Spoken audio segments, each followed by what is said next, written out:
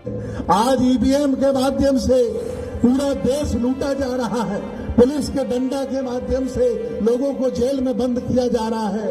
ये इशारा है कि अब लोकतंत्र खत्म करने का इनका मंसूबा है और ये तानाशाही लाना चाहते हैं। ये भारत को चाइना बनाना चाहते हैं, भारत को रशिया बनाना चाहते हैं, उत्तर कोरिया बनाना चाहते हैं। इसके पहले आप जागरूक हो जाओ और इन जालिमों से देश हम सब मिलकर 85% नहीं 95% लोग भारत में हैं जो संविधान के साथ खड़े हैं। कुछ ही लोग हैं जो गुनाह करके इस देश को लूटना चाहते हैं। आओ हम सब लोग मिलकर इस देश को बचाते हैं। और ये उपवन अलग अलग रंगों का है, अलग अलग धर्मों का है। कुछ लोग इसे एक रंग में रंगना चाहते हैं। मैं बताना चाहता हूँ ये देश अलग अलग मान्यताओं का है, अलग अलग विचारों का है, अलग अलग धर्मों का है।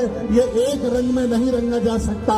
ये अलग अलग रंगों का भारत है और हम सब लोग उसकी रक्षा के लिए संघर्ष करेंगे। जरूरत पड़ी तो बलिदान भी देंगे, जान भी देंगे, लेकिन इस देश को बचाएंगे और देश की रक्षा करेंगे।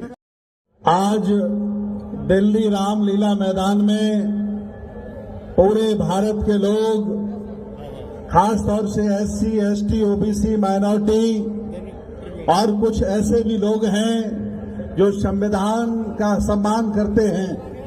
आज बहुत बड़ी संख्या में डॉक्टर उदय राज जी के आह्वान पर समान विचारधारा के तमाम संगठनों के सहयोग से यहां पहुंचे हैं। मैं आज आप लोगों से इस रामलीला मैदान के मंच से आह्वान करता हूं, निवेदन करता हूं कि अब ये लड़ाई बहुत लंबी चलाने का वक्त नहीं है। अगर ये लड़ाई आप लंबी चलाएंगे तो कुछ भी लड़ने लायक नहीं बचेगा, कुछ भी हाथ लगने वाला नहीं है। अब हमें ये तय करना है कि कौन हमारा दोस्त है और कौन हमारा दुश्मन है। अगर इस मुद्दे पर आपने सामाजिक धार्मिक आंदोलन को आगे नहीं बढ़ाया तो कुछ भी बचने वाला नहीं है। देश के जालिमों ने MP, MLA के माध्यम से, मुख्यमंत्री, प्रधानमंत्री के माध्यम से लोकतंत्र से जान लेकर पूरे देश पर कब्जा कर लिया है। न्यायपालिका उनकी गुलाम हो गई है, बड़े बड़े मीडिया वाले उनके गुलाम हैं, बड़े बड़े रईस उनके कदमों में चरण चुम्बन कर रहे हैं। ऐसी स्थिति में देश भारत की आम आवाम को जागरूक होना पड़ेगा, अपने हक अधिकार को बचाने के लिए संघर्ष करना पड़ेगा। जिस संविधान की बदन पर ये कपड़ा है, अगर इन जालिमों का बस चले तो मेरे बदन से ये कपड़ा उतरवा सकते हैं। इसलिए मैं निवेदन करूंगा भारत के सभी राजा महाराजाओं से, ये SC, OBC समाज भी लोग हैं, सब इस देश भारत के पुराने राजा महाराजा रहे हैं। आओ हम सब लोग मिलकर इस अभियान को चलाते हैं और देश में जिन्होंने कब्जा कर लिया है, जिनका देश से कोई लेना देना नहीं है, उन्हें बेदखल करके और असली यहाँ के राजा महाराजाओं को देश सौंपने की हम जिम्मेदारी करते हैं। आज EVM के माध्यम से पूरा देश लूटा जा रहा है, पुलिस के डंडा के माध्यम से लोगों को जेल में बंद किया जा रहा है। ये इशारा है कि अब लोकतंत्र खत्म करने का इनका मंसूबा है और ये तानाशाही लाना चाहते हैं। ये भारत को चाइना बनाना चाहते हैं, भारत को रशिया बनाना चाहते हैं, उत्तर कोरिया बनाना चाहते हैं। इसके पहले आप जागरूक हो जाओ और इन जालिमों से देश को बचा लो।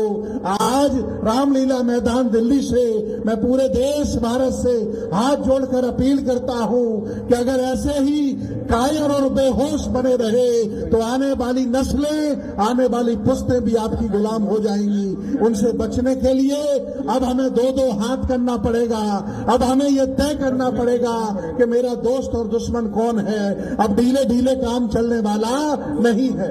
आइए हम सब लोग मिलकर भारत को बचाते हैं, EVM को हटाते हैं, संविधान बचाते हैं, आरक्षण की रक्षा करते हैं। निजीकरण इन्होंने करके देश को बर्बाद किया है। कांग्रेस को धन्यवाद दीजिए कि राष्ट्रीयकरण करके इस पार्टी ने कमजोर लोगों को नौकरी देने का काम किया था।